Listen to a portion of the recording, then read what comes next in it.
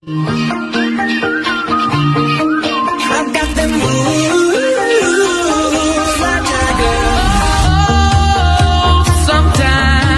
I get a good feeling. I got it, yeah.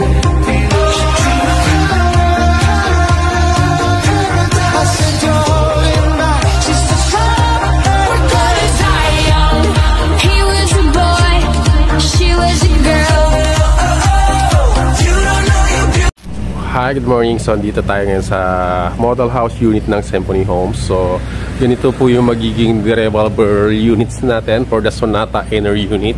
And also from the end unit, also the same, the durable units po natin. So, from the Sonata inner unit, we have a two-story, a ground floor, and second floor. So, lot area of 54 square meter and floor area of 48 square meter for the inner unit. So, let's go inside para makita natin yung sample turnover po natin. So, ganito po yung magiging turnover na natin sa Sonata inner unit. So, included na po yung sink natin, kitchen area, and the toilet area. Included na po dito sa baba. So, then, akyatin po natin kung ano yung magiging deliverable niya sa taas. So, with the wood planks and tubular railings. Then, ito po yung magiging ano natin, provision for 2 rooms. So, it depends kung gaano natin i-maximize. 2 rooms or 3 rooms will do. So, we have a wide windows here. And dito, sa likod nito wall na to, pwede natin i-maximize pa yan kung gusto natin i-extend yung room natin. Kasi may setback pa tayo sa baba ng 3 meters. So, tara, puntahan natin yung baba sa likod. Then, punta tayo ng expanded. Kumbaga, kung paano niya in-expand yung actual turnover. Then, upon turnover sa kanya, is in-expand na po yung unit. So, in this area, we have a 3 meters setback. So, may 3 meters setback tayo dito. Ito yung perimeter line natin. So, yan po. So, ngayon, puntahan po natin yung minaximize na nila na unit. So, this one, maximize na to. Ginamit na yung likod. Nag-offset na siya. Tignan natin ngayon kung ano yung ginawa niya sa loob.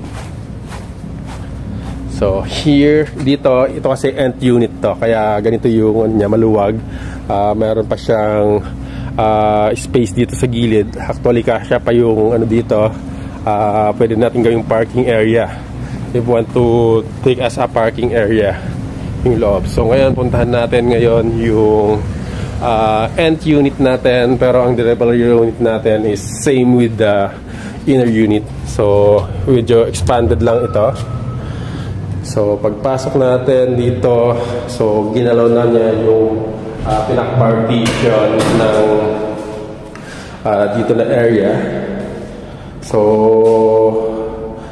in-expand na niya na. Ginawa niya ng the whole kitchen area, yung 3 meters setback.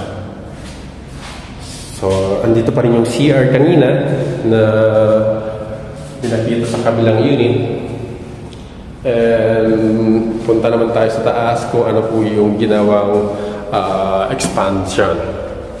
So, same with railings. So, ito na dapat yung likod natin na ano, it is minaximize pa rin niya as extra room. So, nag-maximize siya ng extra room dito. Till end unit siya.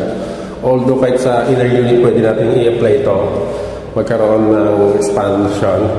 Then naglagay siya ng additional toilet upstairs.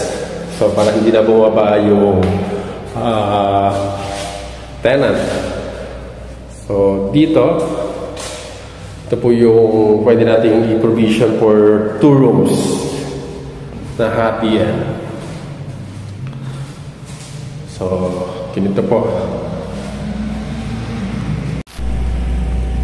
Okay guys, thank you for watching for this video. So if you want to more update about Symphony Homes, so antabayanan po natin yung magiging design nila for the interior ng inner unit.